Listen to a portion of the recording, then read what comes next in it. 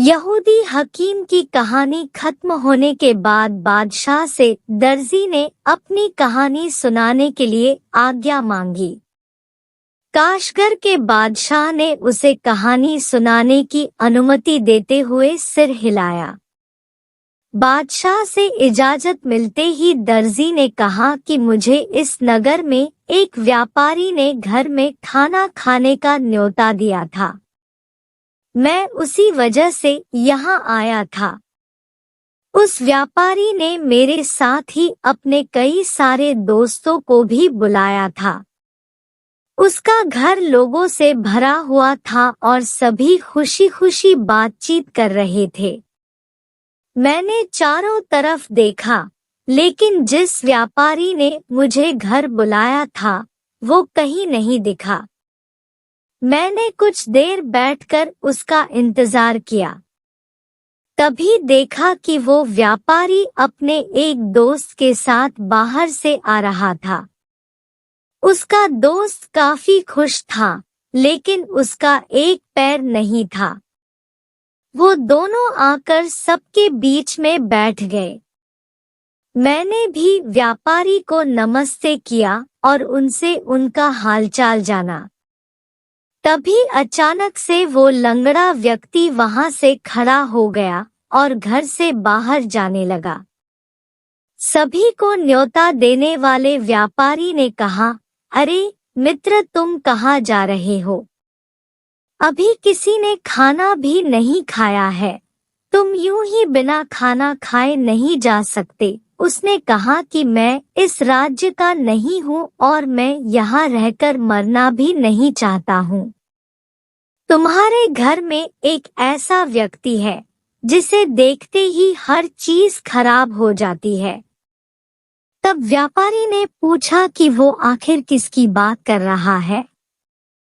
उस लंगड़े व्यक्ति ने कहा कि यहाँ एक नाई है। यह नाई जहाँ होगा वहाँ मैं बिल्कुल नहीं रह सकता हूँ, इसलिए आप सब लोग मिलकर खाना खा लीजिए, पर मैं यहाँ नहीं रुक सकता हूँ।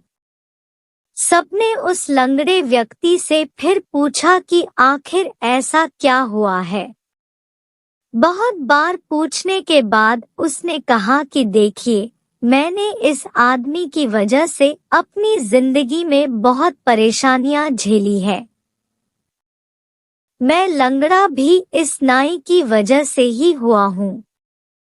तभी से मैंने यह ठान लिया था कि मैं इस नाई की कभी भी शक्ल नहीं देखूंगा और जहाँ यह आदमी होगा वहाँ कभी नहीं रहूंगा। इस नाई की वजह से ही मुझे अपना शहर बगदाद छोड़ना पड़ा। मुझे लगा था कि इस नाई से पीछा छूट गया है, लेकिन ये आदमी यहाँ भी पहुँच गया। पहले इसने मेरी टांग तोड़ी और अब यह मुझे शायद जान से ही मार देगा, इसलिए मैं यहाँ एक पल भी नहीं रह सकता हूँ। मुझे अब बगदाद की तरह इस जगह को भी छोड़ना होगा। इस व्यक्ति को मैं एक मिनट भी बर्दाश्त नहीं कर सकता हूँ। इतना कहकर वो लंगड़ा दोबारा व्यापारी के घर के मुख्य दरवाजे से बाहर की ओर जाने लगा। व्यापारी उसे रोकने के लिए उसके पीछे दौड़ा। व्यापारी को भागता देखकर हम लोग भी उस लंगड़े के पीछे गए और उसे रोकने की कोशिश की, लेकिन वो किसी की भी बात सुनने को राजी नहीं था। तभी व्यापारी को एक तरकीब सूझी। वो उस व्यक्ति के साथ बाहर गया और उसे प्यार से कहा कि तुम मेरे प्यारे दोस्त हो और तुम ऐसे ही चले जाओगे तो मुझे बुरा लगेगा। तुम्हें बगदाद की तरह यह जगह भी छोड़कर जाना है तो चले जाना। बस अभी तुम मेरे दूसरे घर में चलकर खाना खा लो। मैं तुम्हारे लिए वही खाने लेकर आऊंगा और पूरे सम्मान के साथ तुम्हें खिलाऊंगा। वो व्यापारी की बात मान गया और उसने दूसरे घर जाकर खाना खा लिया। खाना खाने के बाद व्यापारी उसे वहीं लेकर आया जहां हम सब एक साथ बैठे थे। हम सब लोग भी खाना खा चुके थे। व्यापारी और लंगड़े व्यक्ति को देखकर सभी लोग उनके पास चले गए। उस व्यक्ति ने सबको नमस्ते कहा और जाने की इजाजत मांगी, लेकिन किसी ने भी लंगड़े व्यक्ति को वहां से जाने नहीं दिया। सभी ने उससे कहा कि आप यहाँ आए हैं और हमें आपने यह बताया कि आपके साथ जो कुछ भी हुआ वो नाई की वजह से हुआ। हमें आपके लिए बुरा लग रहा है, लेकिन हम सब इसके पीछे की कहानी जानना चाहते हैं। आखिर ऐसा क्या हुआ कि आपके पैर चले गए?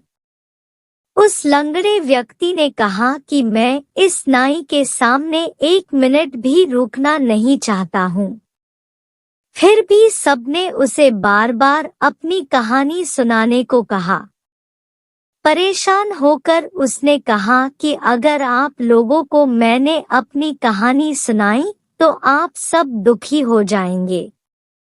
फिर भी अगर आप सब चाहते हैं कि मैं अपनी कहानी सुनाई तो मैं इस नाई की तरफ पीठ करके अपनी कहानी सुनाऊंगा। उसकी बात सबने मान ली।